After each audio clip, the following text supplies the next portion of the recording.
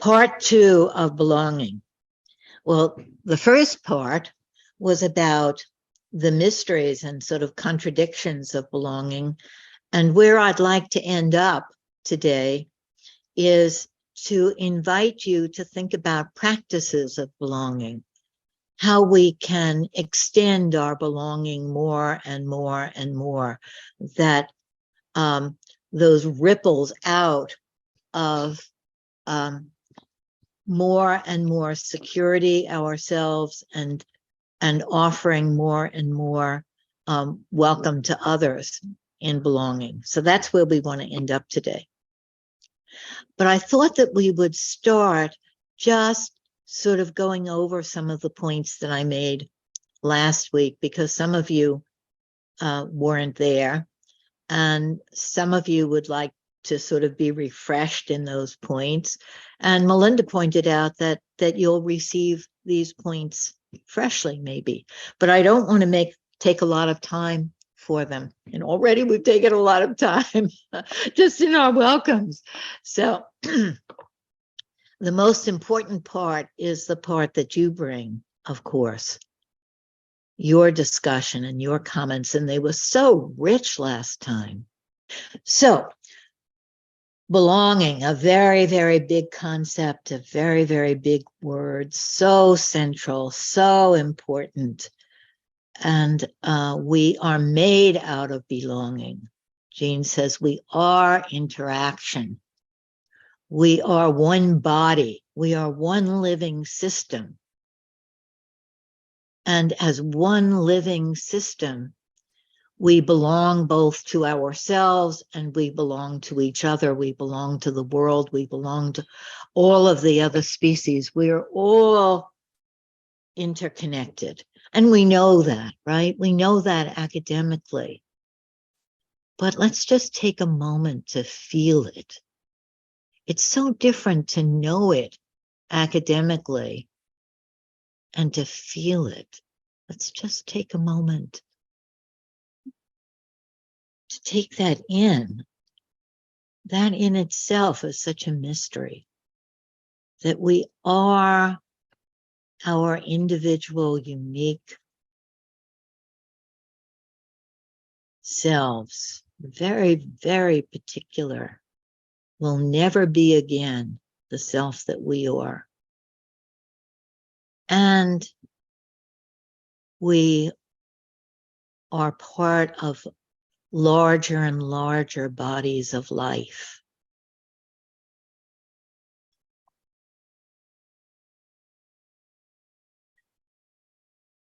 We talked about it last week as an inalienable right.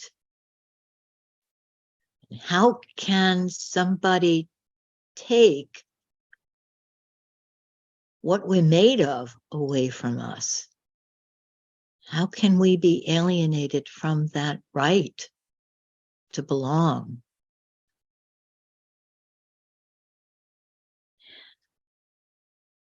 How can we be threatened that we don't belong to ourselves and to everything else? But point number 2 is that our biggest challenge in the world as a species, as a life form, is that we don't believe that everybody and everything can belong. We don't believe that the universe is big enough. The greatest threat is the threat to our belonging.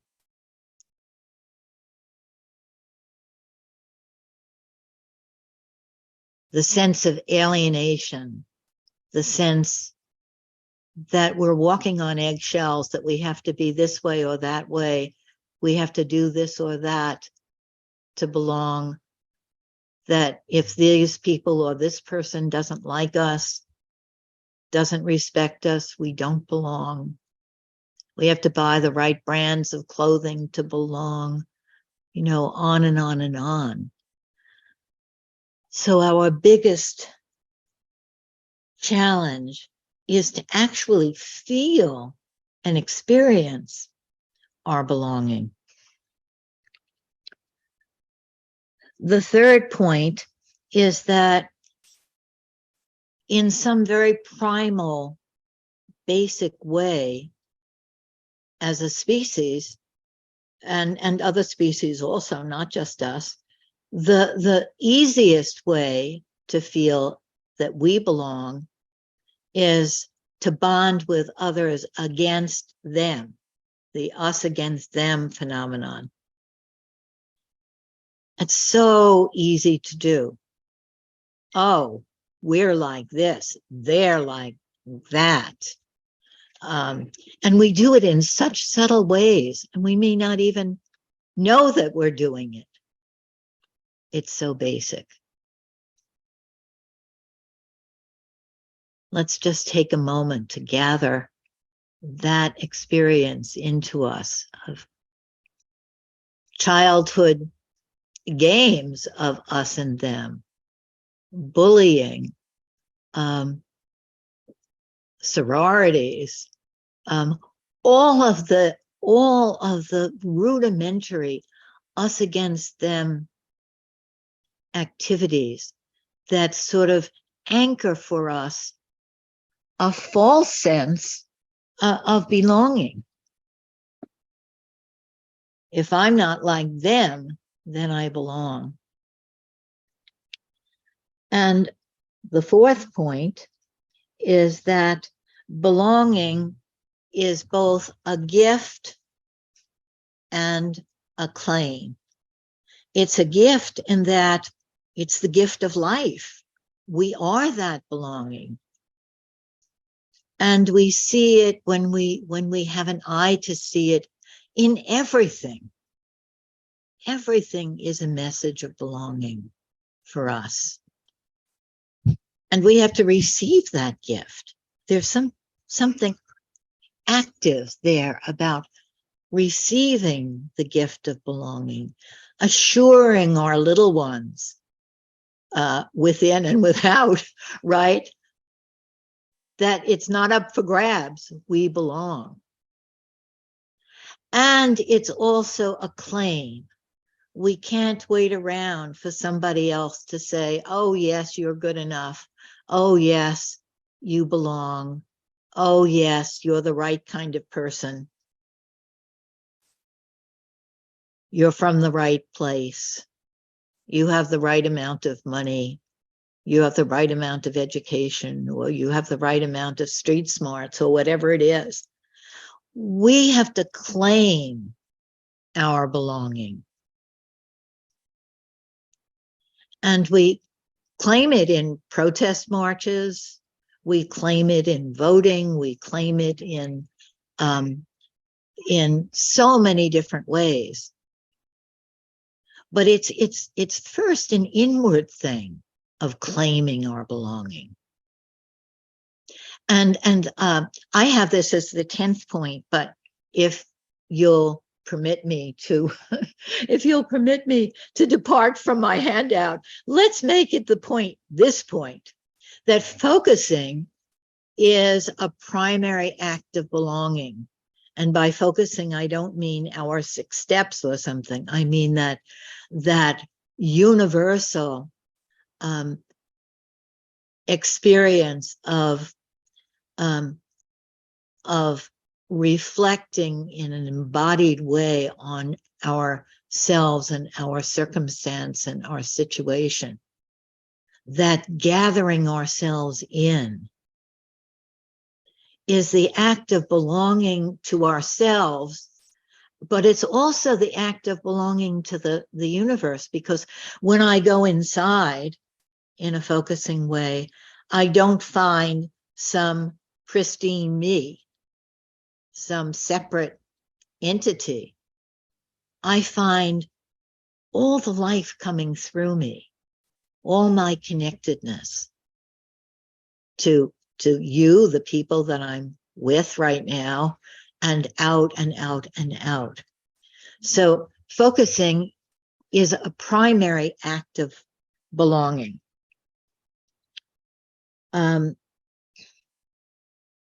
So let's go to point number 5. And that is that what is a symbol for me or for one person of belonging may be a symbol of being outsider and alienation for another person. And it's so important for us to belong. We'll do anything to belong. We'll make ourselves into pretzels to belong. And so that's a very big problem that for me, the Christmas tree meant belonging. For my partner, the Christmas tree meant being an outsider. And how do we navigate that? Symbols of belonging are so important to us. Symbols aren't just things. Symbols are our inner life is made up of symbols. So this is our very, very big challenge, to navigate that discrepancy of what belonging is for one, alienation is for another. And I want to tell you a story about that. And I'm going to call the story The Lock. And when I was preparing last week for this part 1 of belonging, what was going on in my household was this story of the lock. As some of you may know, my partner has been sick, and so our household has expanded to include the helpers for my partner, and we've become a family.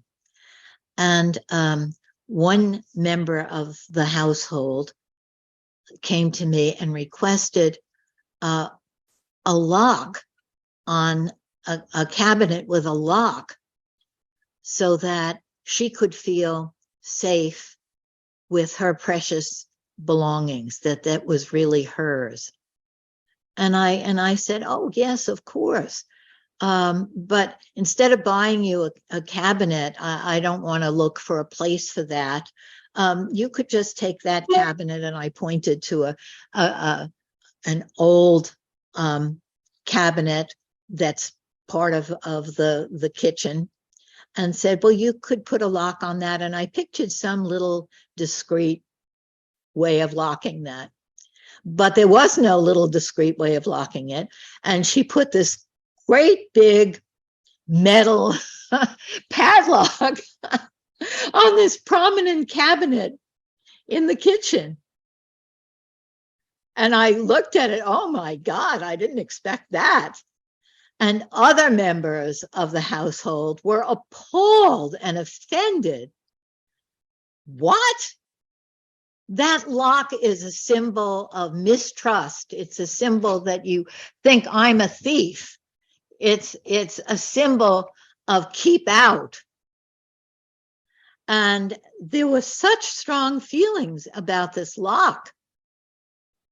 And all the while I was preparing for this talk on belonging, and it was so helpful to me to see it be enacted, this larger issue, since we are, and our lives are, a microcosm, right, of everything. The lock is a symbol of belonging to one, and it's a symbol of alienation to another. And I was able to work it through. First, I was just very upset, feeling like, oh my God, what do I do here? I did the wrong thing. Did I do the wrong thing? And then I was able to talk to the one who needed a lock and say, oh, of course I'll get you a little cabinet with a lock, but we don't want this big lock on this cabinet. And that was all fine. She immediately took the lock away, and everything, at least for me, relaxed. And I was able to see something so clearly that I wouldn't have thought about if that hadn't happened. So, and I'm sure that you have many stories like that also. that you could tell us. Let's go on to what is new in what I want to say today. And that is what I'm calling practices of belonging. Navigating that, the lock, was for me a practice of belonging. And maybe one of the first things about a practice of belonging that I don't have in my handout here, but you could write it in, is to not take sides. What's fundamental is to take sides with the us and the them. And what doesn't come naturally is to say, well, let's look at this as a big thing, right? It's not this is right and this is wrong, this is good and this is bad. But how do we allow all in to the arena of belonging? So let's let that be the first act of what I'm calling making a relational home. The acts of belonging are making a relational home. And the relational home is a home that we have to always be renovating and expanding. And we have to be throwing out the old stuff. Oh my God, I have so much old stuff to throw out, and getting new stuff, and then prizing the really good old stuff that we have and having a place for it. So making a relational home is a matter of renovation, expanding, and making room for everything. When we can feel the deep, secure sense of belonging, we can make room for everything, including making room for people that we disagree with, making room for ideas that are abhorrent to us, which doesn't mean we agree with them, but it means making room in the universe for them, considering what they are about in a deeper way, getting to the deeper point, making room by allowing people to be angry at us who are angry at us, allowing ourselves at moments to be the symbol of alienation for someone, like I was with the lock. To allow that, to be okay with that, to make room for that, to make space for everybody. Maybe the simplest for me act of belonging is the welcome, to welcome everybody. And I found when I was younger, I was very self-conscious and shy. And as I become older, old maybe even, I have discovered that it's wonderful to be friendly. It's wonderful to really, in New York, it's a little radical to greet people with my eyes, or even with my voice in the corner deli where I get my coffee.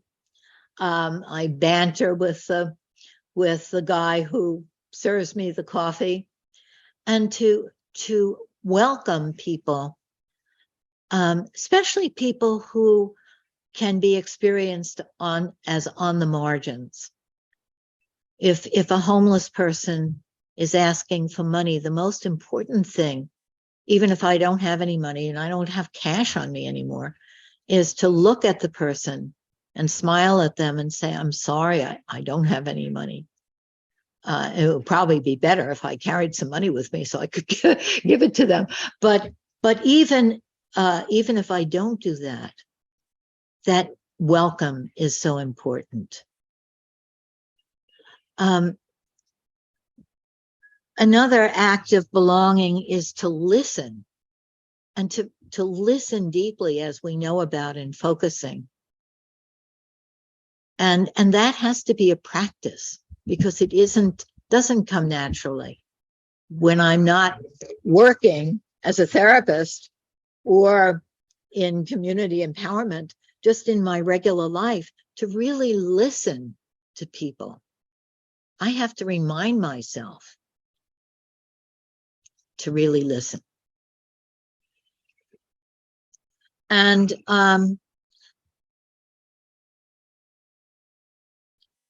the most difficult one that we won't have time to really spend today on is that a practice of belonging is to be so secure in my own connectedness that I can take collective responsibility for others, even if I don't feel like I am one of those people who did this or that or the other thing. I am part of this collective responsibility. As an American, I have to take responsibility for a lot of stuff. As someone with a Christian tradition, I have to take responsibility. As a white person, I have to take responsibility. As so many things, I have to take responsibility, collective responsibility, for the alienation of others. And I can do that without feeling that I'm blaming myself. Taking responsibility isn't about blame. It's not about they're to blame or I'm to blame or somebody's to blame. Responsibility is about the ability to respond. And I think that that's one of the most difficult acts of belonging or practices of belonging, is to be able to take collective responsibility without self-blame or blaming anybody else.